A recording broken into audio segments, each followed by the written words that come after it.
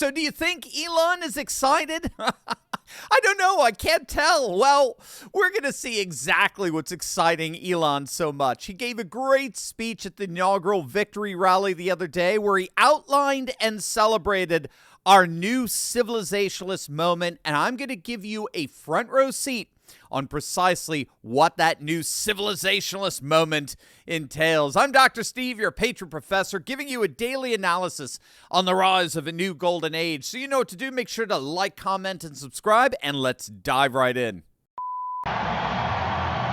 This is what victory feels like. Yeah! And this was no ordinary victory.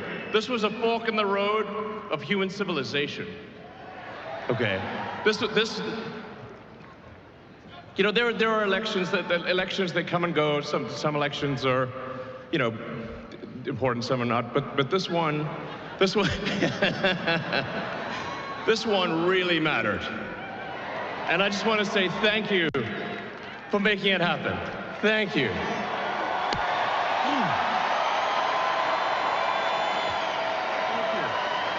My heart goes out to you. It is thanks to you that the future of civilization is assured. Thanks to you. This was a fork in the road of human civilization, and it is thanks to you that the future of civilization is assured. Gang, that has been a recurring refrain for Elon, that this election was about the future of civilization itself. He recognized, along with President Trump, that wokeness, or what's more broadly and accurately understood as cultural Marxism, was a detriment to the very flourishing of our humanity, precisely because wokeness redefines humanity in inherently oppressive terms, and therefore oppresses and stifles human civilization. Wokeness starts with the premise that there are fundamentally two groups of people, the oppressor and the oppressed, right? The victimizer group and the victim group. This is why our nation is an inherently unjust nation, according to the woke, because our nation has forever had these two groups of people where one group has always oppressed and hurt and treated unfairly the other group. And wokeness argues that the group that oppresses, by definition, is always bad, no matter what any individual within that group has done or accomplished. No matter how noble any individual happens to be, the group as a whole is always bad. And the individual members always share in that badness.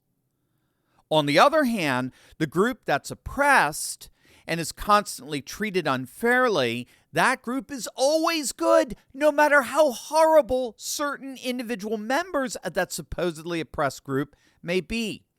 The oppressor group is always bad, and the oppressed group is always noble and good. And so that leaves us with one final question, doesn't it? How do we tell these two groups apart?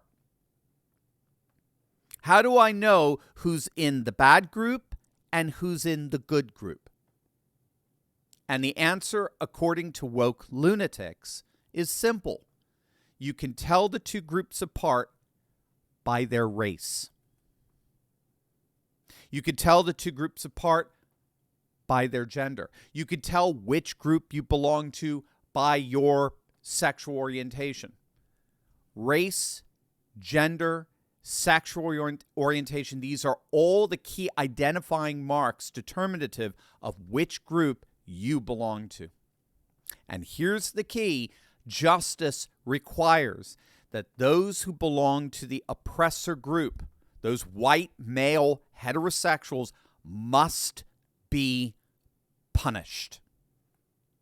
They must in turn be oppressed.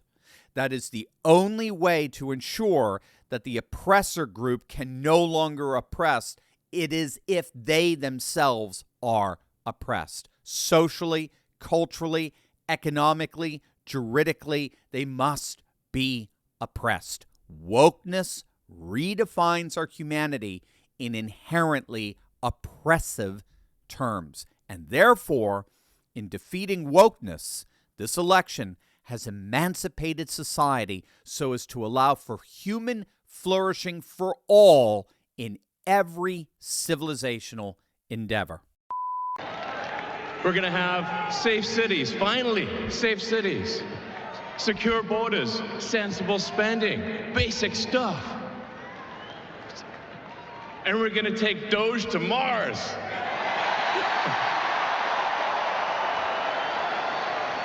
I mean, can you imagine how awesome it will be to have American astronauts plant the flag on another planet for the first time? Bam! Yeah! Now, what Elon is getting there is what the German theorist Oswald Spengler referred to as the Faustian soul of the West. I was actually just talking to our good friend Konstantin von Hofmeister about this in D.C. We were both at the inauguration, and he's written extensively about the Spenglerian conception. The Faustian soul of the West refers to the way in which Western culture has been historically characterized by a relentless thrust toward the innovative and the explorative and the scaling of new heights. Western humanity has always been enamored with overcoming our boundaries and our limitations and reaching unparalleled achievements. That's why the whole world wants to come to the West, because Western civilization has built the highest, most prosperous living standards in the world. And what Spengler argued is that such aspirations are deeply ingrained in the Western soul. And Elon and, of course, President Trump embody that like no one else. You heard that in President Trump's inauguration speech. This is what he said, quote, "Above all, my message to Americans today is that it is time for us to once again act with courage, vigor, and the vitality of history's greatest civilization. So as we liberate our nation, we will lead it to new heights of victory and success. We will not be deterred. Together, we will end the chronic disease epidemic and keep our children safe, healthy, and disease-free.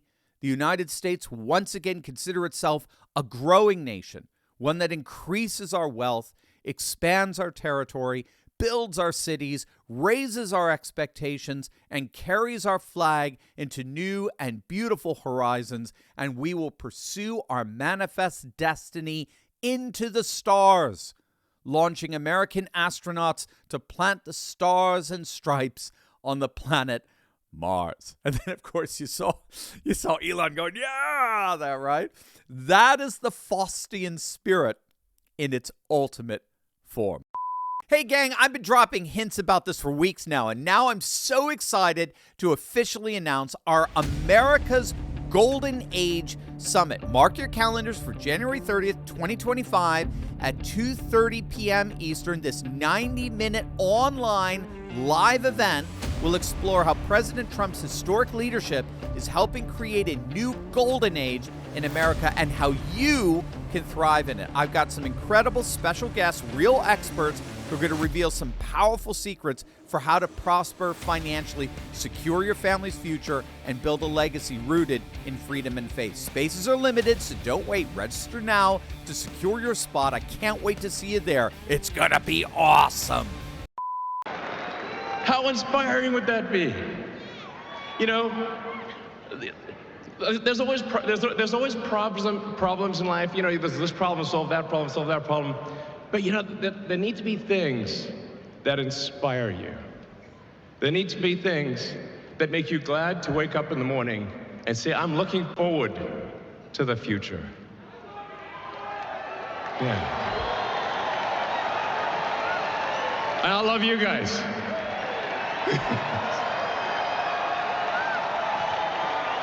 So,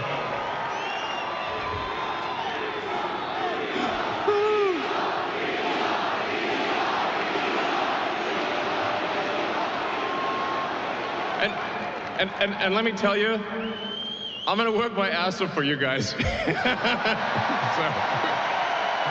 I really will. I really will. So, and yeah, but I'm super fired up for the future. It's going to be very exciting. As the president said, we're going to have a golden age. It's going to be fantastic. And one of the fundamental things, one of the most American values that I love is optimism. And this feeling like we're gonna make the future good. We're gonna make it good. So, man, I can't wait. This is gonna be fantastic. So thank you again, and yeah, I'm just so excited about the future. Thank you guys. Thank you.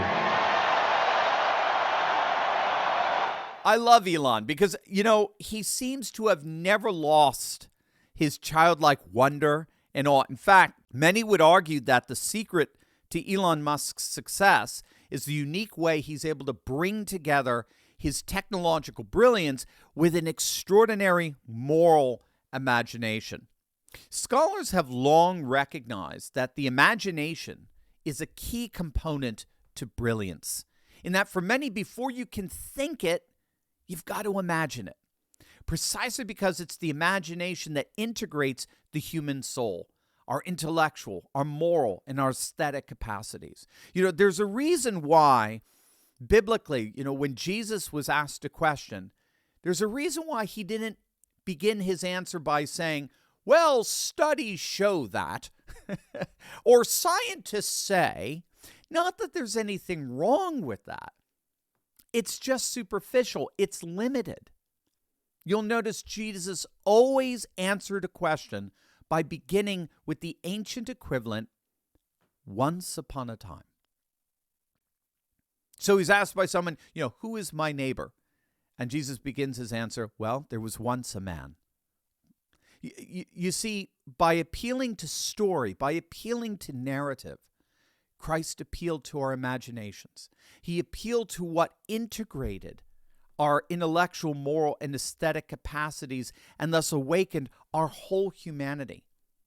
And that's what Elon is all about. Elon and President Trump, they both recognize in the end that this election in trying to save civilization was in many respects all about saving our imaginations. They both recognize that wokeness, when all is said and done, is an assault on the imagination. They both recognize that wokeness impedes, it stifles, it suffocates our creativity, precisely because wokeness is incessantly censorious. It, by its nature, censors and suppresses, and therefore stifles our creative imaginings. And to the extent that creativity is absolutely essential for civilizational flourishing, wokeness represents nothing less than a radical detriment to the future of our civilization. A detriment that you defeated on November the 5th. According to Elon, you didn't just save our country. You saved Western civilization itself.